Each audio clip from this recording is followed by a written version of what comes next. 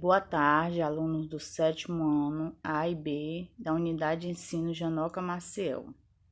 Dando continuidade às nossas aulas online, a nossa aula hoje é sobre os tópicos das páginas 34 e 35 do livro didático, certo? Nós vamos tratar do Brasil, vegetação original e área antropizada. Nós vamos entender esses dois tipos de conceito. Vegetação original, o que significa? É o conjunto de plantas original de certo local que se encontra em qualquer área terrestre, desde que nesta localidade haja condições para o seu desenvolvimento. Tais condições são luz, calor, umidade e solos favoráveis, nos quais é indispensável a água. Então, a vegetação original é a mesma coisa da vegetação nativa, entendeu? É a vegetação que se originou naquele local ali, sem estar usando meios de tecnologias. Área antropizada. O que é isso? É uma área onde a ocupação do homem, exercendo as atividades sociais, econômicas e culturais sobre o ambiente. A antropização é a transformação que o ser humano exerce sobre o meio ambiente. Só para você ter uma ideia, a área antropizada do bioma corresponde a 48,7% do total e a vegetação natural remanescente perfaz 41,3%. A Amazônia se estende pela Bolívia, Colômbia, Equador, Guiana Francesa, Guiana, Peru, Suriname e Venezuela. A maior parte dele está localizado no Brasil. Então, só entendendo, né? Vegetação original é a mesma coisa de vegetação nativa, nasce naquele lugar e tudo.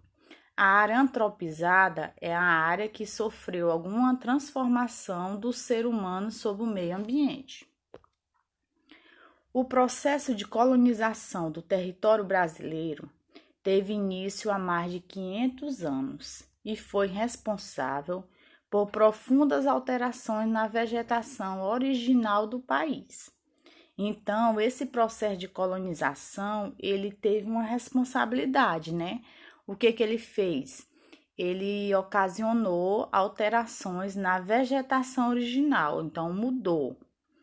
As diversas atividades que foram desenvolvidas de modo predatório, como algumas formas de agricultura e pecuária, além da mineração e da indústria, degeneram a cobertura vegetal, provocando a diminuição significativa de vegetação nativa e, consequentemente, a modificação de suas características naturais. Dentre as ações de desmatamento estão as atividades agropecuárias que necessitam de remoção de grandes áreas de vegetação nativa. Já as atividades industriais e urbanas exercem uma pressão antrópica inferior. Então, se vocês for analisar, o desmatamento é um dos causadores dessa remoção, né, da vegetação nativa, da vegetação original. Além disso, as ações de desmatamento não são homogêneas. O que quer dizer isso? Que elas não são iguais em todos os lugares. Por exemplo, as áreas da Mata Atlântica, o desmatamento, né, ele é devastado no processo inicial de ocupação do território, abrigam atualmente menos de 3% da mata original. Isso aqui é como é o desmatamento na Mata Atlântica. Já nos campos e o cerrado, elas ocupam, respectivamente, o segundo e o terceiro tipo de formação vegetal mais devastado do país, com apenas 18% e 34% dos remanescentes originais. Já na Caatinga e o Complexo do Pantanal, São formações vegetais cujos índices de preservação estão acima dos 45%. Já a floresta amazônica, apesar de ter uma forte pressão exercida pela fronteira agropecuária, é a mais preservada, com 81,5% dos remanescentes originais. Então, se você for olhar aí toda essa análise das ações de desmatamento nessa área do território brasileiro, a floresta amazônica é a que apresenta, né, que preserva mais até o momento. Aí nós temos aqui o mapa, né, da retirada da vegetação original. Esse mapa foram com os dados de 2015 do Brasil. Ele é representado na legenda por algumas cores. O verde, a floresta, o amarelo, savana, né, que é o cerrado, o laranja, savana estépica, o verde, campinarama, o lilás, estepe, o vermelho, assim, quase vinho, áreas pioneiras, e o vermelho bem vivo, área antropizada. Então, se você olhar o mapa, a área antropizada, ela tá muito grande, né? Que é aquela área que sofreu alguma transformação pelo ser humano sobre o meio ambiente. Então, você observa o mapa, olhando assim a olho nu, ele tem quase a quantidade de vermelho ou mais do que a quantidade de verde, né? Então, a área antropizada, ela tá prevalecendo muito no mapa. Alguns impactos sobre o meio ambiente, né? Que esses impactos são os principais prejuízos ambientais. Nós temos o primeiro, perda de habitat natural e redução da biodiversidade. Segundo, degradação dos solos e aumento de erosão. Terceiro, degradação de corpos d'água. Quarto, alterações climáticas. Então, esses 4 exemplos aqui são exemplos de impacto de prejuízos ambientais. Nós vamos ver agora, no decorrer da aula, o que acontece em cada um deles. A perda de habitat natural e redução da biodiversidade. O desmatamento elimina muitas vezes de forma irreversível o habitat natural de muitas espécies de fauna e flora. Só lembrando que é fauna, né? Tem a ver com os animais, e flora com as plantas, vegetações, provocando desta maneira a completa extinção de formações vegetais e a perda de variabilidade genética, além de poder impactar atividades econômicas relacionadas ao setor de medicamento e de cosmético. Como o setor de medicamento e cosmético, alguns deles utilizam-se de plantas, de vegetações para estar produzindo seus produtos, então com essa extinção de formações pode ocorrer também um impacto econômico. Degradação dos solos e aumento de erosão. A cobertura vegetal tem a capacidade de proteger naturalmente os solos de ação dos agentes externos. Um exemplo de agente externo, a água das chuvas, e consequentemente dos processos erosivos. Permite também uma capacidade maior de infiltração da água, abastecendo as reservas do lençol freático. Por outro lado, a intensificação da erosão permite que os sedimentos sejam carregados para a rede hidrográfica, assoreando rios e lagos, além de diminuir a umidade e a fertilidade dos solos. Então, vamos ver aqui. Essa intensificação da erosão, ela vai permitir algumas coisas, né?